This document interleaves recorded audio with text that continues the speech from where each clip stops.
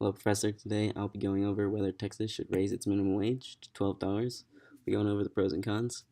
And Texas, like the United States, has a minimum wage of $7.25 per hour. Um, this is an argument that will be nonstop because the inflation in our country will continue for a long time, most likely. Um, in fact, since its introduction in 1938, during the Great Depression, when FDR introduced it, it has been increased 22 times. So I'm going to be going over some pros and cons. So the first pro, um, an increase in economic activity would spur economic growth by injecting billions of dollars into the economy and thus creating jobs. But on the other side, this would force businesses to lay off employees and raise the unemployment levels, which again, another side of the argument would be another pro would be it would reduce poverty, and there's not too many facts to support this, but there's also not too many facts to support that it would increase poverty, except that higher wages would equal higher cost of production and higher prices, which would possibly increase poverty.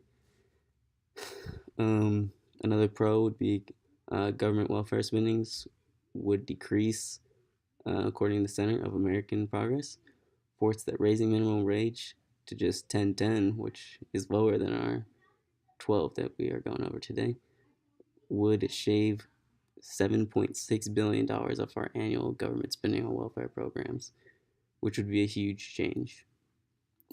Con would be 60% of small business owners say this would hurt their small businesses by increasing the minimum wage. So that would not be good. Another pro would be minimum wage is not kept up with inflation, and in fact, the minimum wage in 1968 was $1.60, which equals $11.16 today.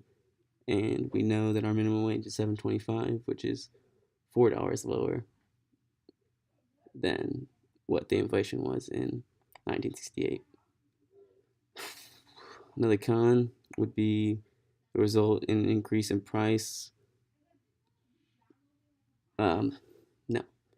If increase in minimum wage would be a reduction in like the size of food like that fast food places could give, or it'd be an increase in price.